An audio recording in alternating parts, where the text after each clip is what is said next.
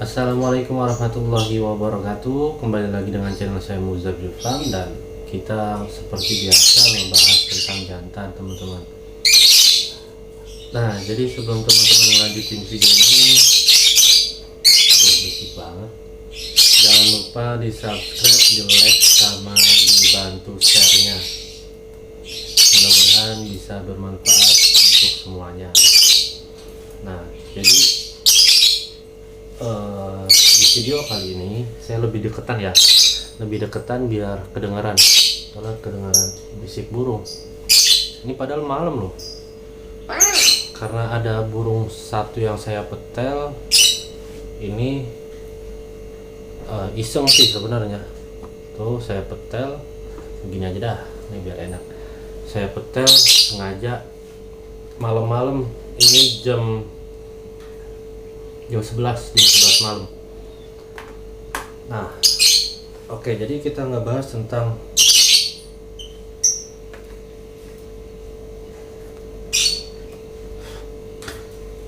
yang mau kita bahas tentang jantan. Di grup itu saya udah janji pengen ngebahas tentang jantan yang bahasanya apa ya, efektif selain jantan kali jantan untuk mengeluarkan dobelannya. Nah, jadi cerita sedikit. Ini pengalaman yang mungkin saya nggak pernah tahu, nggak pernah duga, sampai akhirnya terjadinya konslet, terjadinya keluar dobelan. Sebenarnya udah saya jelasin di awal banget tuh, video pertama kali tuh kalau nggak salah. Itu ada beberapa burung yang saya jelasin. Jadi pada waktu itu saya beli karena saya pemain burung, dulu mainnya betina, sekarang beralih profesi ke jantan pada waktu itu. Nah, setelah saya meroses jantan, ternyata tanda kutip agak sulit, dan makanya kenapa saya di kolonial itu campur sekarang, nggak pakai pembatas jantan-jantan, betina-betina. Selama dia mau jadi, selama dia mau gacor, saya pasti bakalan rawat, mau apapun itu jenis kelaminnya. Nah, oke, kita lanjut. Jadi waktu itu saya nyari burungnya BU, pokoknya BU lah. Itu kalau misalkan dibilang dia cuma jual kandang, karena dia jual kandang ebot Batman sama burung satu pasang. Jantannya itu warna mati dan betinanya itu non klep. Betinanya non klep, dan di sini pentingnya nih. Ini saya cerita dulu. Saya datang ke situ dengan kondisi yang punya burungnya lagi kerja, dan ternyata cuma istrinya doang karena memang kepepet banget untuk BU.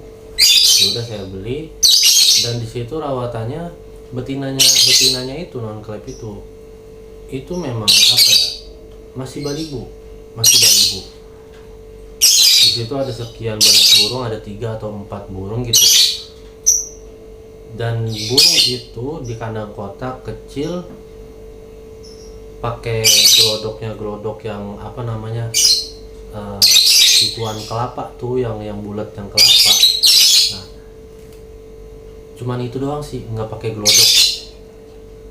Tiap hari gitu terus, karena memang kondisinya saya itu suaminya memang pekerja, dan saya tahu suaminya itu memang yang punya burung itu bukan pemain benar-benar ocehan buat harus bunyi, enggak, kayaknya cuman perawatan biasa, cuman suka-sukaan aja sama burung lovebird.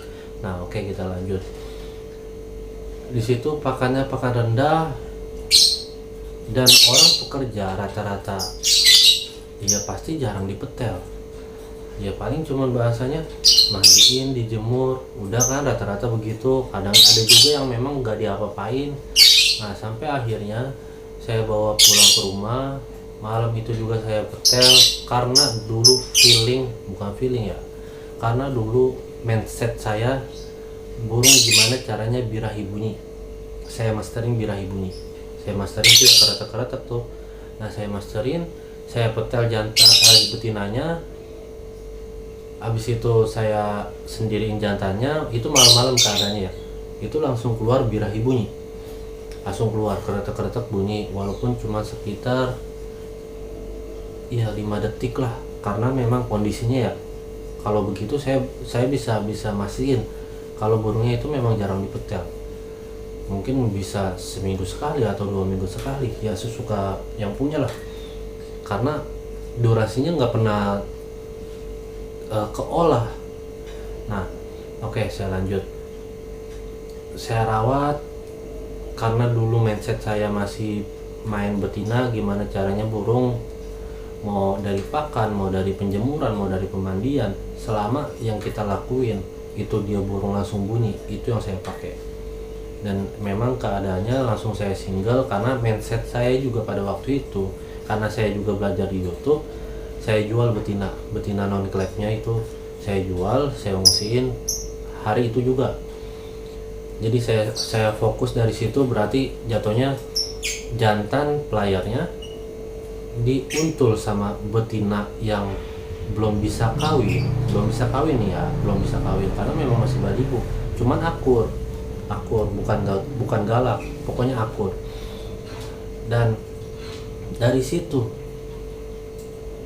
nih nilai plusnya itu burung jantannya sebenarnya over birahi, karena memang kalau teman-teman merhatiin burung betina over birahi, teman-teman juga jarang kan ngelihat jantan over birahi kayak apa ya, bahasanya malah nih burung uniknya, saking uniknya dia birahi nggak pernah loncat sama sekali, dia ngekek nggak pernah loncat sama sekali ya. Pokoknya memang burung-burung birahi yang udah ngunci birahinya, jadi nyaman di tangkringannya, nggak pernah loncat sana sini ya, cuma satu titik aja di situ.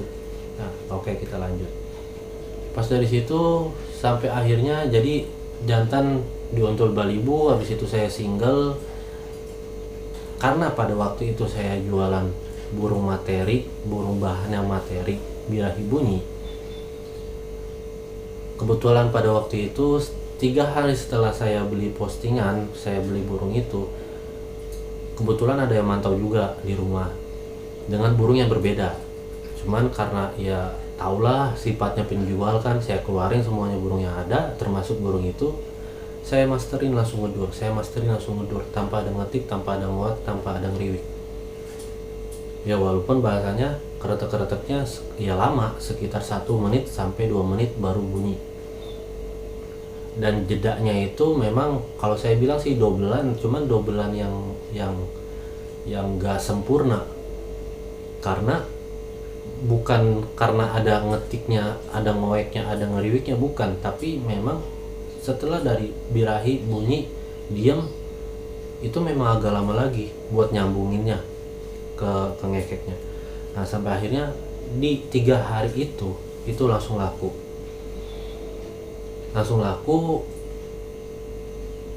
Ada orang Depok Jakarta itu, sebenarnya saya udah pernah cerita, cuman nggak apa-apa, di sini saya nanti kasih pemahamannya, jadi jangan di skip teman-teman semua ya. Nah, orang Depok beli dengan rawatan, karena mungkin pada waktu itu di Depok itu memang kondisinya sudah pada bisa untuk proses ke konslet, jadi udah nggak bingung. Walaupun yang beli burung saya memang belum pernah punya konsletan, tapi teman-temannya banyak dan bisa konsultasi. Nah, setelah dari situ memang di single dulu saya perhatiin, memang saya kasih rawatannya segala macam. Ini tipsnya bang, burung maunya pokoknya dikeluarin kena matahari langsung nyemplung mandi sendiri dengan penjemuran sejam, pasti bunyi terus. Karena saya bisa jamin, karena memang saya udah ngeraba dalam 3 hari itu, memang saya udah ngeraba dan udah ketemu juga titiknya. Nilai plusnya itu yang tadi saya bilang, burung nggak pernah loncat-loncatan, memang benar-benar udah over birahinya ketinggian, tapi birahi masih mau kebunyi. Nah, lanjut dari situ 2 bulan kemudian, karena saya berteman di Facebook, ya udah kan, berteman, saya messenger, gimana bang keadaannya, kondisi burung yang kemarin. Oh, udah ditempel nih, karena dari solusi dari teman-teman segala macam. Nah, ditempel itu langsung keluar dobelannya. Ini kuncinya, Pemahamannya begini, sebenarnya jantan kali jantan itu sama percis dengan yang diproses saya ini. Dan rata-rata sekarang saya kalau nggak bisa, kalau bukan pakai jantan kali jantan, ya jantan kali balibu yang nggak bisa kawin, betina yang tidak bisa kawin, atau betina yang memang belum cukup umur. Kenapa sih sebenarnya pemahamannya kita harus seperti itu? Dan efeknya pasti burung kan begini. Burung mau settingan apapun, mau dari langkah apapun, yang penting burungnya bermateri sampai akhirnya dia jodohin, dia untul dengan pasangan yang akur tapi tidak bisa kawin. Ya terus juga mungkin orangnya mungkin juga udah pensiun main burung, cuma sekedar ngasih pakan, ngasih minum, udah kelar. Otomatis jantannya ini birahi yang ada birahinya numpuk sampai terjadinya macet.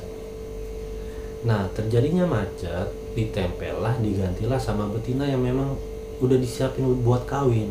Ditempel dulu dengan step tempel, kita cabut pasang sampai akhirnya dia akur, tidur dempetan, baru kita gabungin. Syukur-syukur kayak yang di Depok ini, ditempel sebelum digabung dia udah keluar 2 bulan. Syukur-syukur seperti itu, karena kan kita nggak bisa tahu kemauan burungnya. Nah sebenarnya begitu, sebenarnya cuman pembahasan yang simple, ini juga cuma sekedar cerita. Jadi ada sih videonya, nanti kita ituin. Jadi teman-teman ya sebenarnya pakai cara apapun bisa, asalkan pemahamannya itu masuk akal, nggak apa-apa, pakai aja. Mau teman-teman ngikutin cara saya, cara orang lain, cara channel lain, cara senior yang lain, itu nggak apa-apa.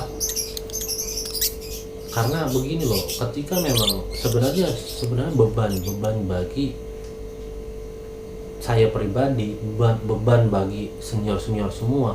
Karena begini, ketika memang mereka semua senior semua ngasih pemahaman, ngasih materi, lobet lagi sampai akhirnya dia bongkar semuanya. Yang namanya kita belajar, dari 100 orang belajar, nggak mungkin dipukul rata semua bisa pintar, nggak mungkin. Semuanya itu butuh proses. Ya kayak kita sekolah, ada yang udah naik kelas, ada yang belum, ada yang pintar, ada yang kurang pintar, seperti itu. Jadi untuk yang masih bingung tentang pemahaman burung jantan maupun betina, bisa scroll video-video saya, tonton lagi, atau bisa nonton di channel manapun, nggak apa-apa. Mungkin itu aja teman-teman. Nah saya bahas ulang lagi, sebenarnya cara efektif selain jantan kali jantan, stepnya itu bisa pakai jantan kali betina yang tidak bisa dikawin. Nah mungkin itu aja teman-teman. Soalnya ada beberapa memang, bang gimana sih caranya yang lebih efektif jantan kali jantan? Ya ini jantan kali betina yang tidak bisa dikawin, cuman harus diperhatikan kalau bisa betinanya yang balibu, yang belum bisa kawin.